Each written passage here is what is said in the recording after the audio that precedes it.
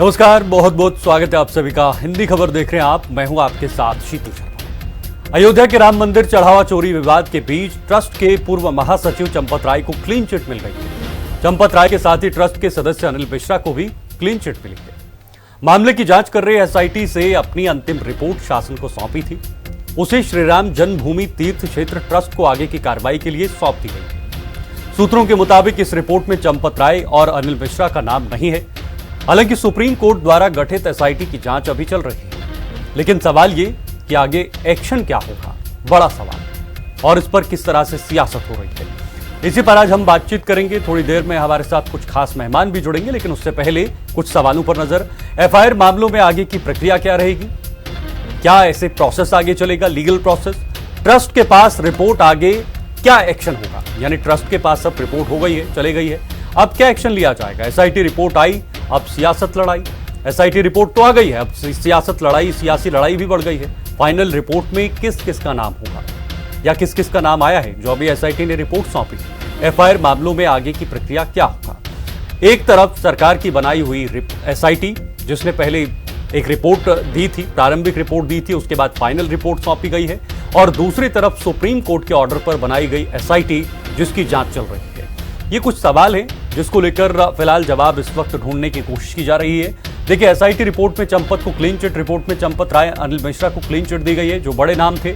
राम मंदिर चढ़ावा मामले में एसआईटी की रिपोर्ट सौंपी गई है, इस मामले में कुछ बड़े नामों को क्लीन चिट दे दी गई है। गृह विभाग ने रिपोर्ट श्रीराम जन्मभूमि ट्रस्ट को भेज दी गई है, और अब देखना यह होगा कि क्या आगे कार्रवाई होगी। 13 जून को गठित हुई थी 3 सदस्यीय एसआईटी जो आगे कार्रवाई कर रही थी। 23 जून को एसआईटी ने प्रारंभिक रिपोर्ट सौंपी थी, जैसे मैंने आपको पहले भी बताया।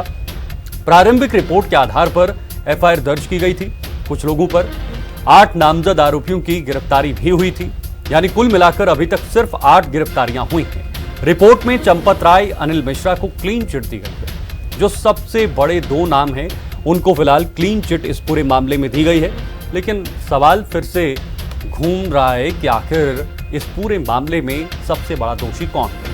मैं रुक करना चाहूंगा अपने मेहमानों का। हमारे साथ फिलहाल कुछ खास मेहमान जुड़ने जा रहे हैं, लेकिन उससे पहले समाजवादी पार्टी से जगदीश सिंह जी हैं, प्रवक्ता हैं, वो इस वक्त हमारे साथ जुड़ गए। थोड़ी देर में बाकी प्रवक्ता भी जुड़ेंगे। बहुत स्वागत जगदीश जी, और बहुत शुक्रिया सर, आपने समय दिया, जुड़े।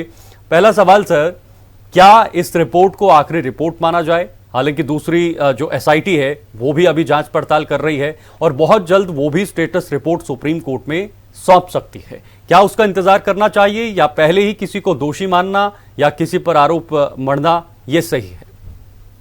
देखिए शर्मा जी, हमने बहुत पहले कई डिबेट्स में कहा है कि एसआईटी जो है केवल बड़ी मछलियों को बचाने के लिए सब की जा रही है। सब लीपापोती का एक धंधा है एसआईटी। जो ये चंदा चोरी जो है, चढ़ावा चोरी बहुत बड़े पैमाने पर है। इसमें बहुत बहुत बड़े लोग शामिल हैं। आरएसएस और बीजेपी के खजाने में पैसा गया है, और इन लोगों ने इतना बड़ा भ्रष्टाचार करता, मुझे लगता है देश का ये बहुत बड़ा महापाप किया भारतीय जनता पार्टी आरएसएस के लोगों ने। तो हमारा बिल्कुल मत साफ है कि ये पाप है इनका। इसमें जो है इनकी चंदा चोरी या चोरी वोरी कुछ नहीं है, महापाप है।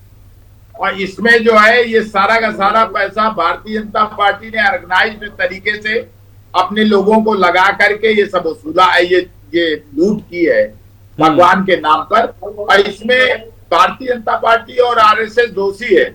इसमें इन कर्मचारियों को फंसा करके भारतीय जनता पार्टी अपने को बचाना चाहेगी। कुल मिलाकर ये है। नहीं, लेकिन तो जगदीश जी, अगर आप कह रहे हैं, अगर आप कह रहे हैं कि बहुत बड़े पैमाने पर ये चोरी हुई है, बिल्कुल हुई है, इसमें कोई दो राय नहीं, इस पर बड़ी कार्रवाई होनी भी चाहिए। लेकिन सर, कार्रवाई हो भी रही है, 8 लोगों पर एफआईआर दर्ज की गई है, उनको गिरफ्तार किया गया है, तो क्या ये उस मंशा से नहीं किया गया है, एक ठोस कार्रवाई की मंशा से नहीं किया गया है? क्या आपको अपनी संवैधानिक प्रक्रिया पर या कानूनी प्रक्रिया पर विश्वास नहीं है? और अगर आप कह रहे हैं कि भाई बड़े पैमाने पर पैसे का हेरफेर हुआ है, बीजेपी आरएसएस के पास पैसा गया है, तो फिर आपके पास तर्क हैं, उन तर्कों का इस्तेमाल कीजिए, कोर्ट में जाइए, याचिका दायर कीजिए और आगे सुनवाई चलेगी। भारतीय जनता पार्टी की भाषा ना बोले। नहीं, सुनिए, देखिए, आप लोगों का काम ना, आप विपक्षी लोगों का एक ही काम बचा है। आपके पास जब जवाब नहीं होता ना, तो आप मीडिया पर आ जाते हैं कि भाई आप नहीं, भारतीय नहीं, जनता पार्टी। मीडिया- नहीं नहीं, जवाब मीडिया दीजिए। अपना- मैंने तथ्यात्मक मीडिया सवाल तो है, पूछा है, चल तथ्यात्मक भाई, जवाब मेरी दीजिए। बात- आपने कहा कि बीजेपी और आरएसएस के पास सारा पैसा जाता है, तर्क दीजिए, लोगों के सामने रखिए, सबूत रखिए ना, ये कानूनी कार्रवाई होगी। मानता है हम नहीं नहीं देने नहीं, के लिए- हम सबूत तर्क रखिए देने पहले के आप। लिए ही बैठे हैं। पहले आप बात- सबूत दीजिए कि ये पूरा पैसा आरएसएस और बीजेपी के पास गया हुआ है, उसके बाद आगे बात करते हैं सर। ऐसे काम नहीं चलेगा। आप मीडिया को कहते बार बार मीडिया पर आ जाते हैं जब आपके पास जवाब नहीं होता। मैंने तर्कात्मक सवाल पूछा, तर्कात्मक जवाब मुझे चाहिए कि अगर आपके पास सबूत हैं तो आप कोर्ट में जाइए और कानूनी प्रक्रिया शुरू कीजिए। इसमें क्या देरी है सर? संविधान खुला है, लोकतंत्र के दरवाजे खुले हैं, कानून के दरवाजे खुले हैं। आप बोलना बंद करेंगे मान्यवर? बोलिए। एक तर्क का हमारे जवाब दे दीजिए। हाँ, एविडेंस एक्ट की धारा 106 कहती है जिसके नॉलेज में कोई तथ्य है वही तो बताएगा कि कैसे क्या हुआ है उस जगह पे। वहां चंपत राय और भारतीय जनता पार्टी के ट्रस्ट में आरएसएस के लोग वहां बैठे हैं, तो उन्हीं वही लोग तो बताएंगे कि कैसे चोरी और लूट हुई है। ये तर्क नहीं कुतर्क है, वही लोग तो बताएंगे। वहां जगदीश सिंह क्या बता सकते हैं वहां कैसे लूट हुई है? अरे सर, आप इतना बड़ा आरोप लगा रहे हैं तो फिर कौन कैसे ले गया, कैसे कहां गया, यही तो जांच का एफआईआर का विषय है। तो जांच पड़ताल हो रही है। पूरे सुप्रीम कोर्ट ने भी इस पर मामले पर हस्तक्षेप किया है, एसआईटी तैयार की गई है। सर, इस पर जांच पड़ताल तो हो रही है ना, एसआईटी का गठन हुआ है, सुप्रीम कोर्ट भी अपने लेवल पर इस पूरे मामले की जांच पड़ताल कर रहा है। तो फिर इतना जल्दी हमें कहने की क्या जरूरत पड़ रही है? एसआईटी ने जांच किया, देश की जनता को भरोसा नहीं है। करोड़ों करोड़ों राम भक्तों का पैसा लूट लिया भारतीय जनता पार्टी ने, और आज आप कह रहे हो कि हम कुतर्क कर रहे हैं। करोड़ों इस देश के और विदेश में रहने वाले करोड़ों अरबों लोगों ने उसमें चंदा दिया है और उनकी आस्था के साथ विश्वासघात किया है। अच्छा, बीजेपी कह रही है कि समाजवादी पार्टी को आज राम की आस्था याद आ रही है, राम की भक्ति याद आ रही है, लेकिन जब राम के या वहां पर कार सेवक थे 1992 के समय में, उन पर जब गोलियां चलाई गई थी तो तब राम के प्रति आस्था कहां थी? इतने सालों तक जब राम टेंट में रहे तो तब आपकी आस्था कहां थी? आज अचानक से आस्था कहां से उजागर? आप बंद होइए तो मैं जवाब दूं जी। जब भी किसी चोर को कहिए, डकैत को कहिए कि आपने डकैती डाली, तो वो आपकी आस्था पे, हम कह रहे हैं करोड़ों लोगों की आस्था। हमको सर्टिफिकेट बीजेपी से नहीं चाहिए, समाजवादी पार्टी को। बीजेपी ये बताए लूट कैसी हुई। ओके। हमारी लोगों की आस्था पे ये कुठाराघात क्यों किया गया, आस्था के साथ खिलवाड़ क्यों किया गया? अगर हम कहते हैं लूट हुई है तो बीजेपी कहती है आप जो है राम मंदिर में गोली चलवाए। अभी जो गोली चली है दिल्ली में बच्चों के ऊपर, उसमें कहते हैं मजिस्ट्रेट ने गोली चलवाई है। ओके। डॉक्टर जितेंद्र सिंह जो पीएमओ के मिनिस्टर हैं, उन्होंने लोकसभा में बयान दिया है। तो चलिए ठीक है, आऊंगा। बीजेपी क्या कहती है, बीजेपी की भाषा तो ना बोले। आऊंगा आपके पास। बीजेपी के प्रवक्ता हमारे साथ नेता हैं, जुड़ चुके हैं, आलोक जी। आलोक जी जुड़े हुए हैं, एक मिनट आपका जवाब लूंगा मैं, आलोक जी से जवाब लूंगा ना। आलोक जी, स्वागत है पहले तो आपका। अरविंद कुमार जैन जी, आपका भी स्वागत, पूर्व डीजीपी यूपी से हैं। इनके अलावा डॉक्टर चंद्रांशु जी महाराज जी हिंदू धर्म गुरु हैं, आपका भी बहुत स्वागत। आलोक जी, जवाब सर दीजिएगा। ये रिपोर्ट जो सामने आई है इसमें 2 बड़े लोगों को क्लीन चिट मिली है, लेकिन विपक्ष कह रहा है कि भाई छोटी मछलियों को फंसाया जा रहा है और जो बड़ी मछलियां हैं, बड़े मगरमच्छ हैं, उनको बचाया जा रहा है। आलोक जी।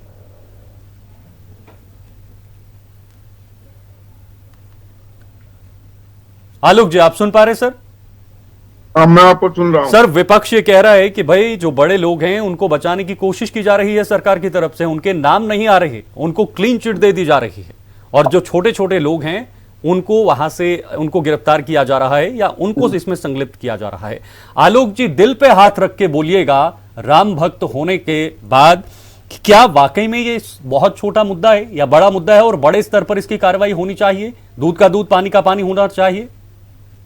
आलोक जी।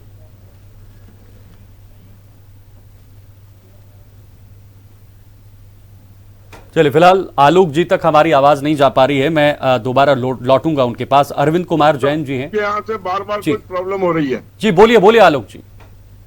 देखिए, लोकतंत्र में जो भी लोकतांत्रिक प्रक्रिया है उसको गठबंधन के बाद भारतीय जनता पार्टी और एनडीए ने उस पर कार्रवाई शुरू कर दी और उसके तहत गिरफ्तारियां भी हुई और उसकी रिपोर्ट भी फाइनल स्टेज पर आ चुकी है।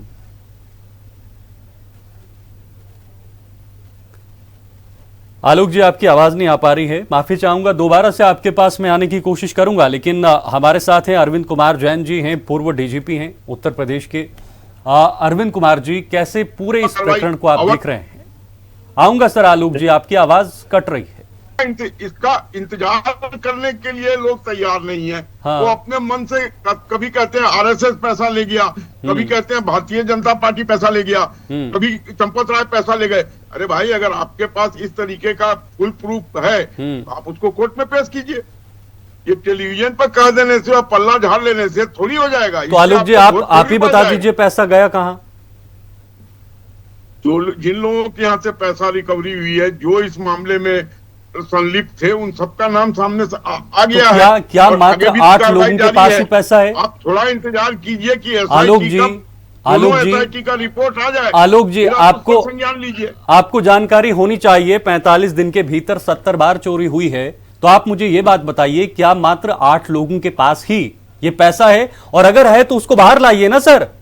8 लोगों ने कितना कितना डिवाइड किया, सिंपली साधारण तरीके से। इसमें क्या इतना बड़ा मैथमेटिक्स लगाना है सर? देखिए शीतल जी, डिवाइड कीजिए और बताइए कितना पैसा कहाँ है। पैसा रिकवर भी हुआ है। ओके। और उसके बाद उन लोगों से पूछताछ हो रही है कि भैया कहाँ इन्वेस्ट किया। कुछ लोगों ने मकान बना ली है, जो आपने देखा। सर, कितना पैसा रिकवर हुआ है? कितना पैसा रिकवर हुआ है? और जो एसआईटी की रिपोर्ट्स हैं उसको सार्वजनिक करने में क्यों इतना भय? क्यों नहीं इंतजार करते हैं? ओके। मेरा ये कहना है, जब एक कमेटी गठित की गई है, एक नहीं बल्कि दो तो दोनों का रिपोर्ट आ जाने दीजिए। ओके सर, उतना तक इंतजार करने में क्या दिक्कत है? चलिए, मैं अरविंद जी से जवाब लेता हूं। अरविंद जी, आपसे मैं समझने की कोशिश करूंगा कानूनी तरीके से, हालांकि मामला थोड़ा सा गंभीर है और चोरी का मामला है। अभी तक 8 लोगों पर जो है वो कार्रवाई हुई है, उन्हें गिरफ्तार किया गया है। लेकिन पक्ष आमने सामने है। विपक्ष ये मानता है कि भाई बड़े लोगों को बचाया जा रहा है। सरकार कह रही है कि हमने पर्याप्त कार्रवाई की है और आगे जो भी होगा हम उस पर और कार्रवाई करेंगे। कैसे इस पूरी कानूनी प्रक्रिया को हम समझेंगे सर? देखिए, एक एसआईटी पहले फॉर्म हुई थी, वो इन्वेस्टिगेशन रिपोर्ट नहीं दी थी उन्होंने इंक्वायरी रिपोर्ट दी थी। बिल्कुल सर। उस इंक्वायरी रिपोर्ट के सबमिट होने के बाद प्रकरण सुप्रीम कोर्ट में भी गया और एक उन्होंने डायरेक्शन दिया कि एक सीनियर ऑफिसर की अध्यक्षता में एक एसआईटी फॉर्म की जाए रेगुलर, जो इन्वेस्टिगेशन टीम हो, जो उस इन्वेस्टिगेशन की मॉनिटरिंग करे। तो आईजी लखनऊ रेंज, जो पहले एसआईटी के मेंबर थे, उनकी अध्यक्षता में एक टीम बनी, जिसमें कि डीआईजी अयोध्या और एसएसपी अयोध्या, ये दोनों भी उसमें मेंबर्स हैं। और बाकी इन्वेस्टिगेशन का काम डिप्टी एसपी, इंस्पेक्टर्स, पूरी टीम है जो कि कर रही है। जो जो अब तक एविडेंस आई है उसको छाना गया है, उसको पूरा देखा गया है और एविडेंस देखने के बाद में वो अपने कंक्लूजन्स पे आए होंगे। मैंने अभी सेकंड रिपोर्ट नहीं पढ़ी है और ये रिपोर्ट अब सबमिट होगी सुप्रीम कोर्ट में। ये सुप्रीम कोर्ट के विचाराधीन है और सुप्रीम कोर्ट इस पे रिपोर्ट पढ़ के निर्णय लेगा कि क्या किन्हीं और बिंदुओं पे गहन तफ्तीश होनी चाहिए, क्या कोई और उनको लगता है कि कोई इसमें और दोषी है और उसके विरुद्ध और इसमें आगे चलकर कार्रवाई होनी चाहिए। ये इसके ऊपर सुप्रीम कोर्ट में, क्योंकि ये विचाराधीन है और चीफ जस्टिस की बेंच इसकी मॉनिटरिंग कर रही है, मैं नहीं समझता कि इसमें ज्यादा कुछ बोलना अभी उपयुक्त होगा। मेरा सर उसी दिशा में, माफी चाहूंगा अरविंद जी, उसी दिशा में मेरा सवाल था, बहुत ये महत्वपूर्ण सवाल भी है। क्या यहाँ पर कोई राजनीतिक बयानबाजी या राजनीति करने की गुंजाइश बचती है जब मामला सुप्रीम कोर्ट में ऐसे वक्त पर होता है और खुद सुप्रीम कोर्ट इसमें संज्ञान ले रहा है, देख रहा है? देखिए, ऐसा है, ये एक बहुत सेंसिटिव विषय है। हाँ, पब्लिक की भावनाओं से जुड़ा हुआ विषय है, इसलिए आप किसी को भी इसमें रोक नहीं सकते। सुप्रीम कोर्ट ने कोई ब्लैंकेट ऑर्डर नहीं दिया है कि आप कोई इसके ऊपर अपने विचार नहीं रखेगा। लोग स्वतंत्र हैं, उनको विचार रखना चाहिए। और ये आपको बता दूं मैं कि इस पे लोग इसमें आरोप प्रत्यारोप भी लग रहे हैं मेरा ये मानना है बड़ा स्पष्ट रूप से कि आरोप प्रत्यारोप अपनी जगह होते हैं, फैक्चुअल कार्रवाई, तथ्यों के आधार पर कार्रवाई होनी चाहिए, कोई बचना नहीं चाहिए, किसी के खिलाफ भी साक्ष्य मिले उसको जो है वो छोड़ा नहीं जाना चाहिए, क्योंकि ये एक गंभीर विषय है और जो भी हैं जिनके खिलाफ साक्ष्य मिल रहे हैं और साक्ष्य एकत्र होने चाहिए, कहां कहां उन्होंने इन्वेस्ट किए हैं। लोगों में इस बात की चिंता है कि आखिर इतना पैसा जो गया है वो गया कहां है, कितनों के पास गया। बिल्कुल। तो ये अभी इस पे छानबीन चल रही है and I think it is too early to comment on this. Let it be examined by Supreme Court, let us see what the judgement Supreme Court passes, और तब ये तय होगा कि इसमें आगे क्या दिशा ये एसआईटी की इन्वेस्टिगेशन लेगी। बिल्कुल, ये इसके लिए इंतजार करना होगा सभी पार्टियों को भी, क्योंकि आपने शुरुआत में कहा ये बहुत संवेदनशील विषय है। डॉक्टर चंद्राशु जी महाराज जी हैं, हिंदू धर्मगुरु हैं। चंद्राशु जी, क्योंकि ये बहुत सेंसिटिव मामला है, जैसे अभी पूर्व डीजीपी साहब ने भी कहा है कि बहुत संवेदनशील मामला है, लोगों की भावनाएं जुड़ी हैं, लोगों की आस्था जुड़ी है और होना भी चाहिए। लेकिन ये मामला पूरी तरीके से राजनीतिक फिजाओं में देखने को मिल रहा है, राजनीतिक बयानबाजी हो रही है, पक्ष विपक्ष के बीच जबरदस्त तरीके से घमासान मचा हुआ है। इसे किस नजरिए से देखना चाहिए? क्या इसमें कोई राजनीति की गुंजाइश बचती है? अगर आस्था और श्रद्धा का विषय है तो इस पर कार्रवाई होगी और कार्रवाई के बाद ही कोई ना कोई टिप्पणी होनी चाहिए। बहुत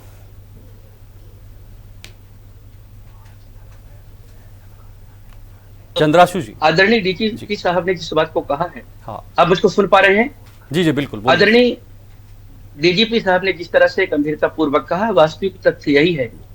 मौजूदा समय में जो चोरी का प्रकरण, चढ़ावा चोरी का प्रकरण आया, तो प्रथम दृष्टया आपने भी पूछा कि कितना बरामद हुआ, क्या बरामद हुआ, आपको भी तथ्य की जानकारी होगी कि पूर्व महासचिव चंपत राय जी ने ही सर्वप्रथम जब उनको संज्ञान में आया, तो उन्होंने लगभग 30 घंटा के अंदर लगभग 82 लाख रुपए उन्होंने, जो ये आरोपी जेल के बंद है, उनसे वसूली करके उन्होंने फिर राम जन्मभूमि तीर्थ क्षेत्र को समर्पित किया हुआ है। बाद में एसआईटी जांच की मांग महासचिव होने के नाते उन्होंने ही किया है और इसके बाद जांच में पूरी तरह उन्होंने सहयोग किया है। पहला प्रथम दृष्टिया चोर जो होता है वो खुद अपनी तस्दीक नहीं कर पाता, चोरी से बचने का प्रयास करता है। एसआईटी की जांच आई है और हमने पहले इस बात को, हम सब साधु संतों ने, अयोध्या वासियों ने कहा था इस बात को कि लगभग 5 दशकों का कार्यकाल चंपत राय जी का यहाँ पर है, इसलिए उनकी अभी तक कोई गतिविधि संदिग्ध नहीं आई है। एसआईटी जांच अगर आ रही है तो निश्चित तौर पर अयोध्या वासियों को उस पर विश्वास होगा। दूसरी बात, यह प्रथम जांच है अभी, क्योंकि उसके बाद में चढ़ावा चोरी के अलावा माननीय सुप्रीम कोर्ट ने अन्य विषयों को संज्ञान लेते हुए उन्होंने भी कुछ एसआईटी जांच की, जो नई एसआईटी जांच करने के लिए बनाया है, उसकी रिपोर्ट अभी तक नहीं आई है।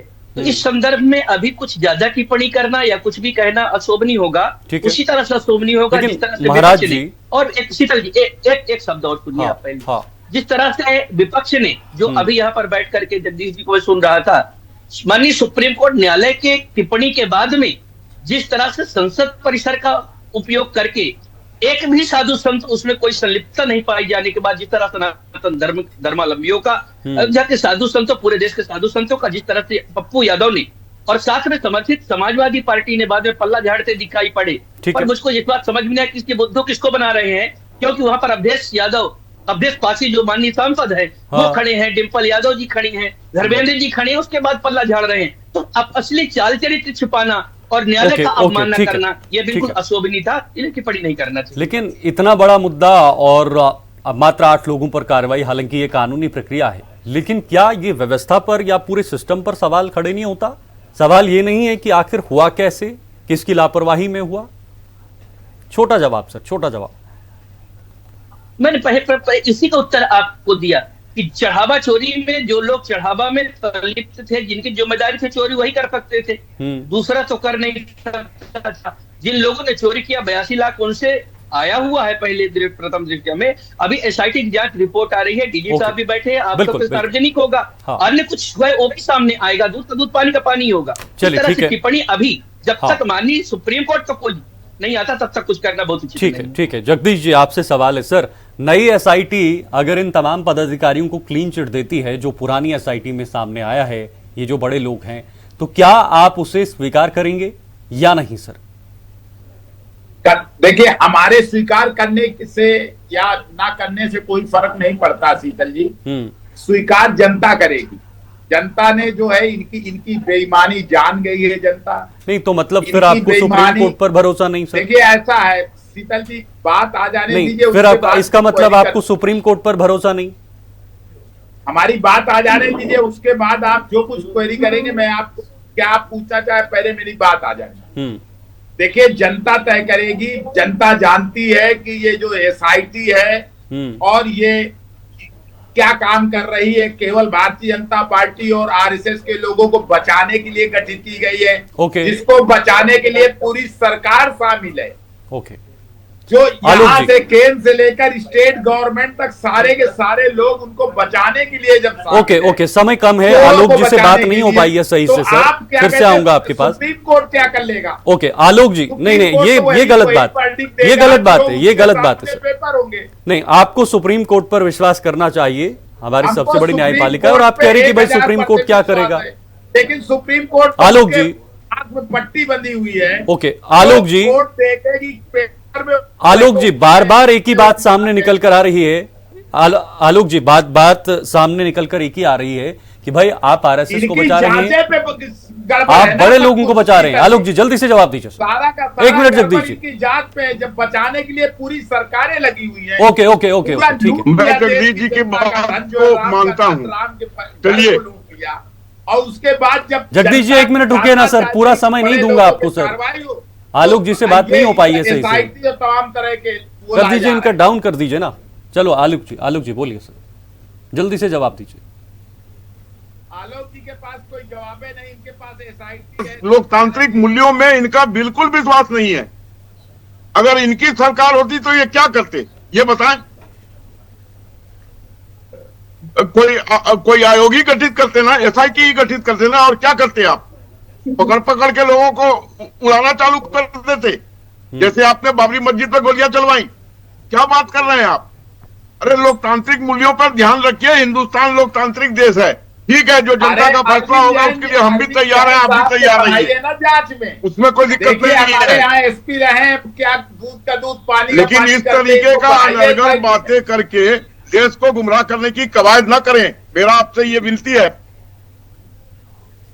ठीक है आलोक जी, आपकी आवाज नहीं आ रही है। महाराज जी के पास चलते हैं, आखिरी कमेंट महाराज जी से लेते हैं। महाराज जी, मेरा सवाल ये है, देखिए डेंट तो बड़ा है, ये कानूनी कार्रवाई चलेगी, सरकार या जो विपक्ष है उनके बीच आरोप प्रत्यारोप चलेंगे, राजनीतिक एंगल से अपनी अपनी बातें सामने निकल कर आएंगी, लेकिन जो करोड़ों लोग हैं, करोड़ों इसके भक्त हैं, जिनकी राम के प्रति आस्था है, श्रद्धा है, उनका विश्वास कैसे वापस दिलाया जाएगा सर? सबसे बड़ा सवाल ये है। राम भक्तों पर पूर्ण विश्वास है। किसी राम भक्त का कोई चढ़ावा चोरी से विश्वास नहीं दिखता।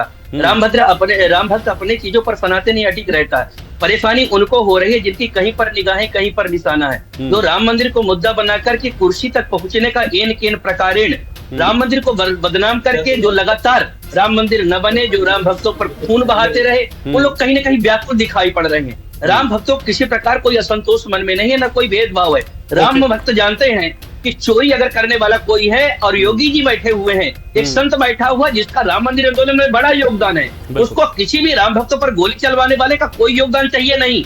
ये लोग खुद ही इतने परेशान है, व्याकुल हैं, जिसने 10 रुपए नहीं दिया, हर कोई इनको खुला चैलेंज दिया कि आपने 10 रुपए दिया है, अपनी रसीद लेकर के आइए, चंदा लेकर के जाइए, चोरी करते हैं। किसी राम भक्त ने इस तरह से नहीं मांगा। इनकी मानसिकता केवल है, ये परेशान है, राम भक्त कोई परेशान नहीं। योगी के पर पूर्ण विश्वास है। समय मेरे पास कम है, माफी चाहूंगा। शायद अरविंद कुमार जैन जी भी हमारे साथ नहीं जुड़े हैं, उनका संपर्क कट चुका है, लेकिन बहुत शुक्रिया आप सभी का, आलोक जी, जगदीश जी, अरविंद जी और महाराज जी, आपका भी शुक्रिया। लेकिन बड़ा सवाल, हालांकि एक एसआईटी ने अपनी फाइनल रिपोर्ट जो है वो ट्रस्ट को सौंपी है, सरकार के सामने गई है और सवाल खड़े हो रहे हैं, लेकिन अब देखना यह होगा, अब इंतजार ये करना होगा कि आखिर जब सुप्रीम कोर्ट द्वारा या उनके संज्ञान में बनाई गई एसआईटी है उसकी रिपोर्ट क्या होगी। फाइनल रिपोर्ट में कौन से वो नाम होंगे जो शामिल होंगे और कौन से वो बड़े नाम होंगे जो इसमें शामिल नहीं होंगे, ये बड़ा सवाल, और इस पर थोड़ा सा इंतजार करना होगा। फिलहाल वक्त एक छोटे से ब्रेक का, बने रहिए हमारे साथ, खबरों का सिलसिला जारी है।